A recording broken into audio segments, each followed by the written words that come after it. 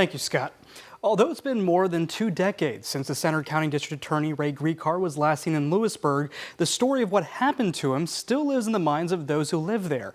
And 21 years later, they're still asking the same questions we are. Well, it's still always mentioned because it's an unsolved case. It's been on TV every so often, every so many years. It pops up back on television. People are still wondering what really happened. It's a question that's been the subject of a decades-long investigation, scrutiny, and conspiracies. Where did Center County District Attorney Ray Gricar go?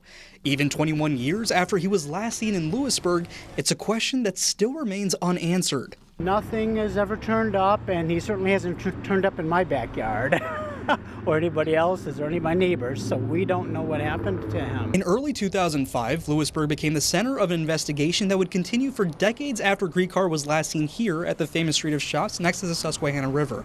Some say they saw Gricar's red Mini Cooper parked in front of the shops the day before people realized he was missing. I remember driving past the parking lot and seeing his car sitting there, and then the next day I saw on the news they had identified that as being his car, and I said, yeah, I saw his car sitting there, but I didn't see him. With years of no leads, Gricar's disappearance became the focus of different conspiracies. Former Montour County District Attorney and longtime friend of Gricar expressed his own thoughts about what may have happened to his friend. Some of the most terrible acts that are committed in our society end up being prosecuted by district attorneys. We make enemies. And I think that someone out there for revenge decided that they wanted to take him and do away with him. Years turned into decades, and the missing case of Ray Gricar has faded into small-town lore for some. Lewisburg is such a wonderful small town in America that it's just now part of a little history of the town, the story. This is just a part of the lore and history of what a small town is.